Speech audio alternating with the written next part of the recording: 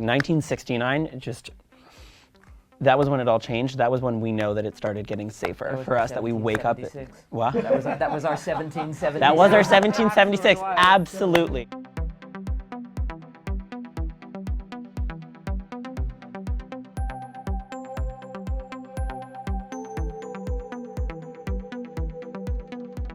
Hey everybody, thank you. Hi. Thank you all for coming today for this discussion.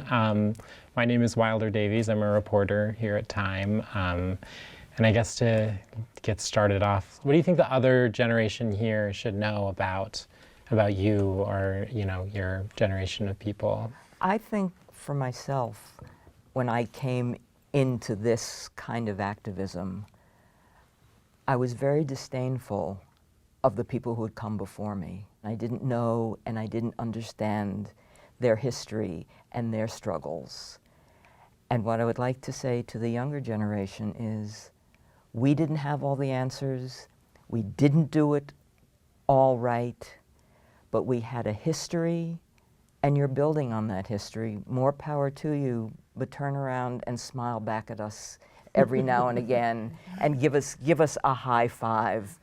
We did some things right, and I'm going to hate myself for saying this, but part of why you're here able to do the work you're doing is that we did some things right in building a foundation. Yes, I think that people today don't understand the risks we took and the danger we were often in. We took a lot of risks. Mark was having a drink at the wrong time in the wrong place. And we all took this risk of losing everything in order to be with our friends. I went into that bar that evening, having only been in New York for 6 weeks. I thought I was the kid next door. That's about it. When the police came in and banged people against the wall, mostly trans people, mostly drag queens, mostly anybody who was stereotypical, yelling dyke, fag, queer. I was in the back of the bar near the dance floor because that's what any 18-year-old wants to do, is dance their ass off. I was scared. I was frightened. I'd never seen people being violently treated and yelled at like that before. Then when the police came a little further into the bar and started asking people who looked successful or prosperous take out their wallet and take their money and put it in their pocket, in my head it was like, how could you treat us so low? How low do you think we are? Are we just garbage? The police, taking money, stealing. What are we going to do? Call the police? They are the police. And slowly but surely, when they let us out of the bar and they were finally trapped in the bar, something clicked in my head. All of a sudden, I felt empowered. That little frightened boy who was in that bar, then all of a sudden felt empowered. I felt like screaming, I'm gay! No more am I going to hide into this closet. So for our younger crew here, are there any things that you want to share or communicate to your predecessors? My firm belief is that your generation needs to know that you have a space with us and that you all are necessary. Your existence allows us to be here, but also your existence allows us to inform our existence currently. So we need you all in our spaces. Vice versa.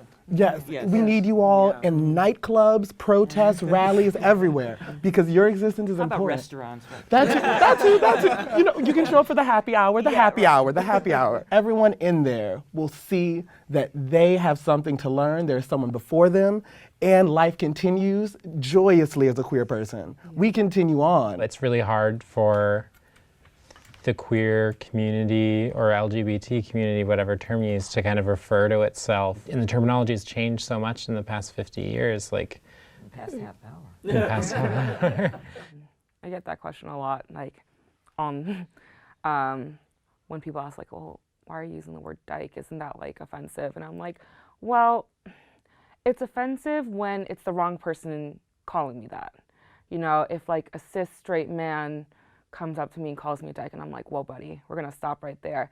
But if someone, in the queer community calls me a dyke, I'm like, hell yeah, but it's I always like to, when it comes to reclaiming a word, I always like to think, having been called that as a child, because I was just a little different, I wore my brother's clothes, I was in a majorly all boys like soccer team, you know, everyone's like, oh, what a dyke. And I'm like, don't do that. But now I'm like in a shared space with people who are like me, and I'm like, you know what? This is an identifier. This is who I am. This is what I want to reclaim this word. I want to turn it into something positive, and I want to make it positive for other people too. I want people to feel comfortable like using that word as an identifier and not as something to like bring up bad memories. I personally love the word queer because I feel like it's non-exclusionary. And I was having a conversation with someone the other day, a girl who just came out as a lesbian, but she's always been at the bars and hanging out, and she just now came out. And we told her, like, you have always been queer. Your sexuality had nothing to do with you being queer and being part of our community. You were a straight girl, now you're a lesbian. It doesn't matter. You were always queer to us. And I think that's a very important part of it, is that, like, you know, it also includes our allies. Queer is extremely uncomfortable for me, but I embrace you to identify any way you wish. One of the first things we did was say we were going to self-identify. We were going to decide who we were rather than let society decide it for us. But you said something which was, oh, she was straight queer, now she's a lesbian queer. To me, that means the queer is a political term, and anybody can be queer. And so therefore, it doesn't define lesbian or gay. And we fought for many years to be able to use that label. That's important to us. That ends in visibility. If everybody's using queer, we're not getting anywhere. Especially with remembering Stonewall, we can't ignore the fact that, you know, our three, you know, people from the older generation here today are also white. And, you know, I kind of wanted you guys to speak to that, and because I remember you know, said there are reasons for that. Let me say that there were a lot of people of color in the Gay Liberation Front, but we live in a patriarchal society that is really unfair and uneven. And the trans women in particular didn't get mainstream jobs, they didn't get health care, and their lives were very difficult. And many of the people of color are dead. We need to do something about this on a larger scale because we can see this today. You know, the police can apologize one day to the people in the Stonewall, and a week later, a trans woman dies in a cell because she doesn't have $500 bail. So are they going to apologize to her family 50 years later? As long as we have that kind of system, this will just go on and on and on. What's the work that needs to be done today and in the future? When you're talking about fighting for rights, you can't talk about just yourself. You have to expand what that means. You can't say that you are part of the community and exclude the trans community. If you're saying that, I'm like, are you really part of our community, or are you part of yourself?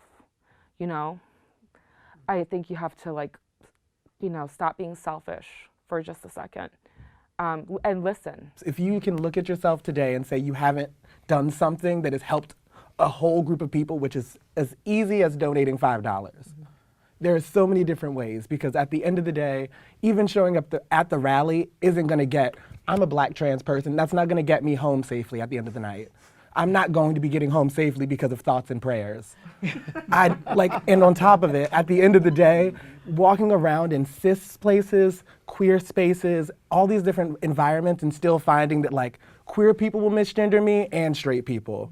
Cis people will misgender me, and so will that gay man. Every single person has something to learn. Same thing for me. I walk around as an able-bodied person who doesn't have to think about how I'm going to be getting from one location to the other. So people need to just realize that there is so much more that we can be doing, so much more. I worry about people on the margins, homeless youth, and homeless elders.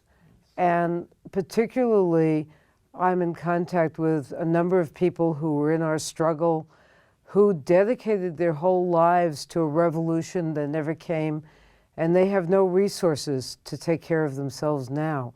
And we also have to remember that homosexuality is still illegal in 70 countries around the world. And we used to say, and it's still true, that none of us is free until all of us are free. Pride has become such a, it's a spectacle, and it's been very mainstreamed, and every corporate logo is now a rainbow until July 1st. Do you all have any thoughts on, like, people who are guests in that space, or just about the commercialization of Pride? Well, I've always wanted to march in the Macy's Day Parade, so kind of here's my opportunity. Maybe I could be a big balloon. The corporatization, it's amazing. My spouse and I don't live in New York anymore, but we've been here for a month, and except for a big stretch of Madison Avenue uptown, you can't go any place without seeing rainbow this, rainbow that. And I guess the question we keep asking each other is, what's behind it? What happens on July 1st when our seniors can't get housing, and kids are being thrown out of their homes, and women are being, both trans women and cis women are being murdered in the street? Have that rainbow mean something 365 days out of the year. If anybody has any other questions or comments for each other. Thank you guys for giving me such an education and reminding me where I come from and how I got to be in a place where I am capable of just being me and being happy, and also remembering the work that I have to do in my religious community, but in so many communities that maybe I don't have on the tip of my mind, and I really should. And fighting to want to stay in all the communities you Yes, belong to. absolutely. That's intersectionality. Yes, yes, absolutely.